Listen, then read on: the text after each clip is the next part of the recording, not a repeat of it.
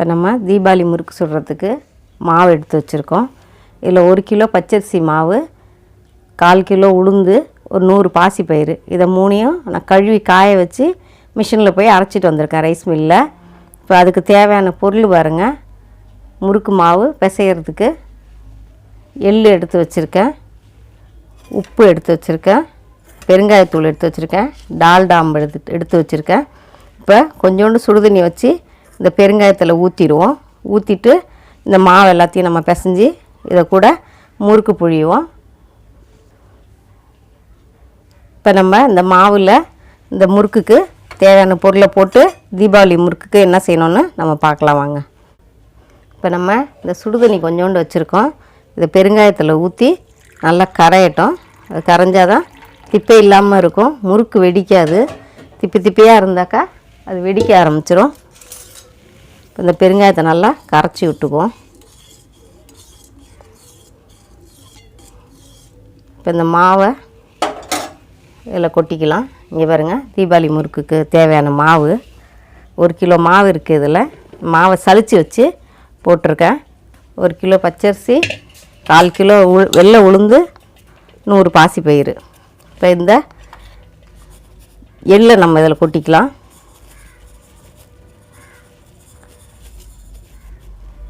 இதுக்கு தேவையான உப்பு பாருங்க.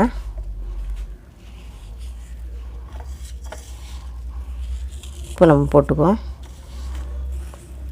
இப்போ இந்த பெருங்காய தண்ணியை நம்ம கரைச்சிட்டு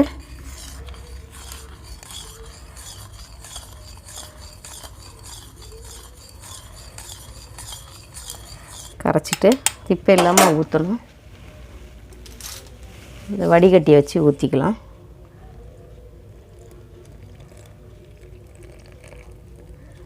திப்பையாக இருக்குது பாருங்க, இந்த திப்பை இல்லாமல் ஊற்றிக்கணும். இந்த டால்டா எடுத்து வச்சுருக்கேன் பாருங்கள். இந்த டால்டாவை நம்ம கட் பண்ணி இதில் ஊற்றிக்கிட்டு தண்ணியை ஊற்றி மாவை பிசைஞ்சிக்கலாம். இது உருகுனாப்பில் தான் இருக்குது. இப்போ தண்ணியை விட்டு மாவை பிசைஞ்சிக்கலாம்.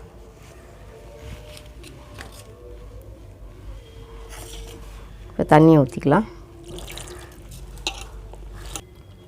இப்போ முறுக்குக்கு பச்சை தண்ணியை ஊற்றி தான் மாவை பிசைஞ்சிக்க போகிறோம்.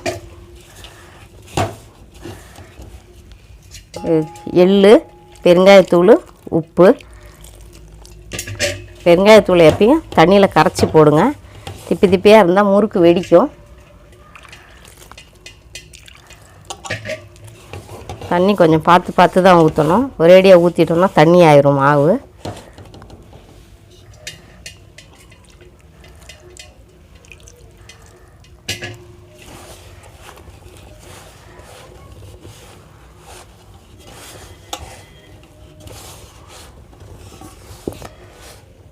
தண்ணி மண்டலம் ஊற்றிக்கலாம். இப்போ இன்னும் கொஞ்சம் தண்ணியை ஊற்றிக்கலாம். மாவு வெள்ளையாக இருக்குது.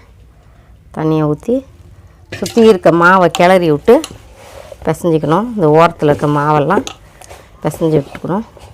நீங்கள் அதிகமாக மாவு போடுறதா இருந்தால் முறுக்குக்கு 2 தடவையாக போட்டுக்குங்க. ஒரே தடவை நம்ம போட்டு மாவை பிசைஞ்சு வச்சுட்டா மாவு வந்து செவக்க ஆரம்பிச்சிடும் முறுக்கு. அதனால் பாதியாக போட்டுக்கலாம். நான் இப்போ போட்டிருக்கிறது 1 கிலோ மாவு தான். இப்போ நல்லா இந்த மாவை இப்படி பெரட்டி நல்லா பிசைஞ்சிக்கணும். மாவு கட்டி உய்யாமல் இருக்கணும். அந்த மாதிரி மாவு அரைச்சிட்டு வந்தாலும் நீங்கள் நைஸ் சல்லடையில் மாவு சல்லடையில் போட்டு சலிச்சுக்குங்க. திப்பையாக இருந்துச்சுன்னாக்கா முறுக்கு வந்து வெடிக்கும். அதனால் நல்லா இப்படி சலித்த மாவு போட்டுக்கலாம். நல்லா பாருங்கள், இப்படி பிசைஞ்சிக்கணும். பிசைஞ்சி மாவை இப்போ நம்ம மாவை பிசைஞ்சாச்சு. மாவு பாருங்கள், சுத்தமாக சட்டியில் கொஞ்சம் கூட இல்லாமல் மாவை பிசைஞ்சு வச்சாச்சு. இப்போ நம்ம அடுப்பை பற்ற வச்சுக்கலாம். அடுப்பு எரியுது. வானலை வச்சுட்டு வானல் கொஞ்சம் சூடு ஏற பார்த்து நம்ம எண்ணெயை ஊற்றிக்கலாம். இப்போ சட்டி நல்லா சூடு ஏறிடுச்சு. சட்டி காஞ்சிடுச்சு. நம்ம எண்ணெயை ஊற்றலாம்.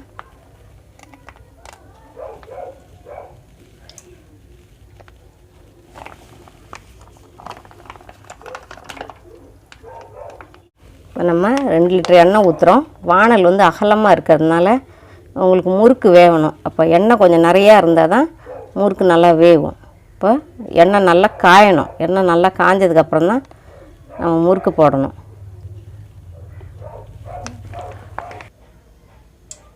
இப்போ பாருங்கள், எண்ணெய் நல்லா காயுது. இப்போ நம்ம முறுக்கு அச்சில் இந்த முறுக்கு மாவை போட்டுக்கலாம். பிசைஞ்சு வச்சுருக்க மாவை நல்லா இப்படியே போட்டு, ரொம்ப நிறைய வழிய வராத, ஓரளவு கொஞ்சம் கம்மியாக போட்டுக்கணும். அப்போ தான் மாவு வந்து பிதுங்கி வெளியில் வராது, இல்லைன்னா மாவாக வரும். மாவு காயாத மூடி வச்சுக்கணும்.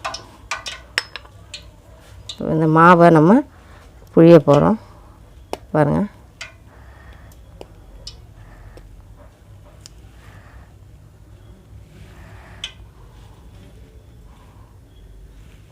நம்ம இதை எண்ணெயில் போடலாம்.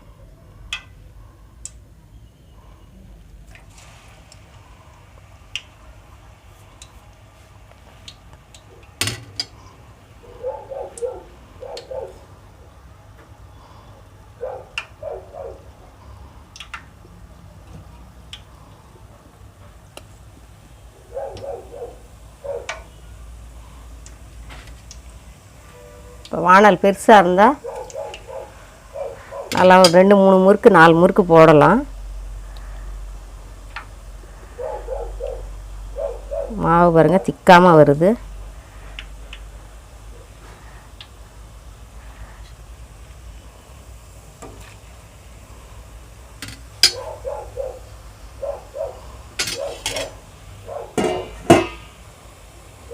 இதில் பாருங்கள் 3 முறுக்கு போட முடியுது.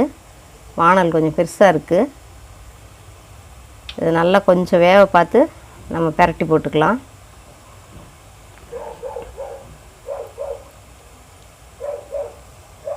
முறுக்கு மாவு வந்து 1 கிலோ மாவு பச்சரிசி மாவு போட்டு 1/4 கிலோ வெள்ளை உளுந்து, ஒரு 100 பாசி பயிறு போட்டிருக்கேன்.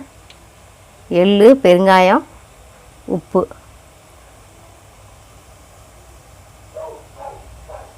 நல்லா வேக பார்த்து நம்ம பிரட்டி விட்டுறலாம். இதை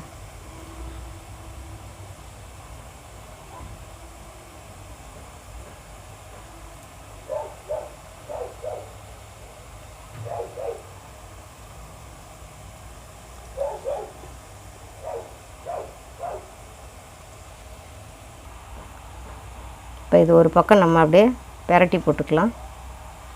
திருப்பி விட்டுருவோம்.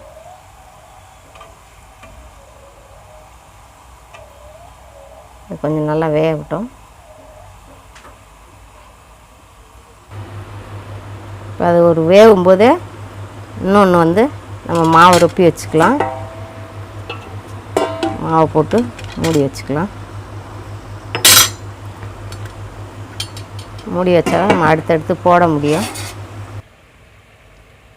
பாருங்க, முறுக்கு நல்லா வெந்துருச்சு. இப்போ நம்ம இதை எடுத்துருவோம்.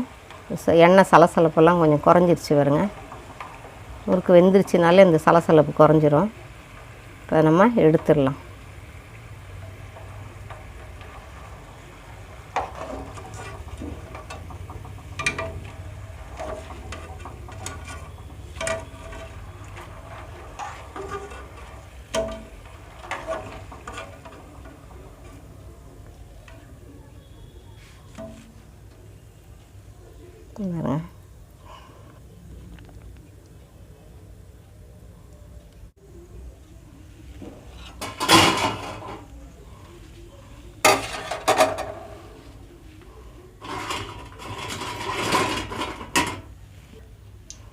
இப்போ நம்ம இதை புழிஞ்சு விட்டுக்கலாம் மாவை.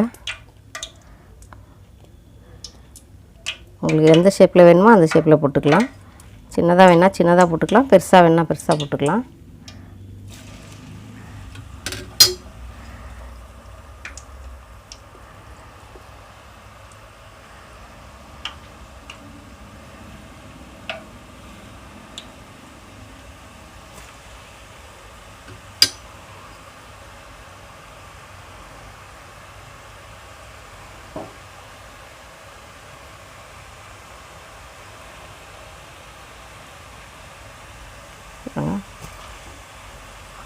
ஒரு குழலில் மாவு ரப்பினா 3 முறுக்கு வருது. நம்ம வேணும்னா இன்னொன்று போட்டுக்கலாம், இல்லைன்னா அது வேக பார்த்து நம்ம அடுத்த ரவுண்டு போட்டுக்கலாம்.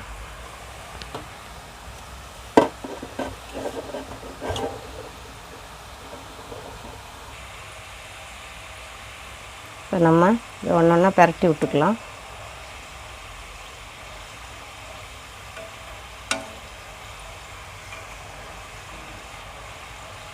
இன்னும் கொஞ்சம் நேரம் வேகட்டும். இப்போ முறுக்கு பாருங்க நல்லா வெந்துருச்சு. இப்போ நம்ம இதை எடுத்துடலாம்.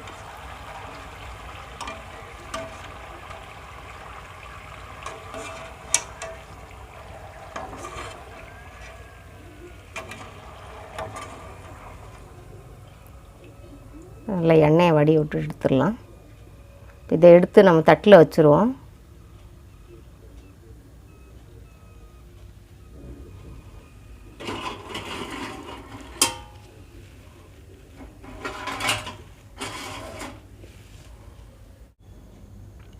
இப்போ நம்ம தீபாவளி முறுக்கு சுட்டாச்சு. நான் செஞ்ச மாதிரியே நீங்கள் செஞ்சு பாருங்கள், நல்லா வரும் முறுக்கு.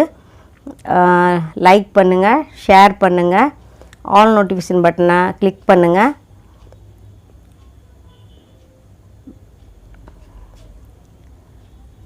முறுக்கு பாருங்க சூப்பராக இருக்குது. சப்ஸ்கிரைப் பண்ணுங்கள், பெல் பட்டனை கிளிக் பண்ணுங்கள், ஆல் நோட்டிஃபிகேஷன் பட்டனை கிளிக் பண்ணுங்கள். நம்ம சேனலுக்கு உங்கள் ஆதரவு தாங்க.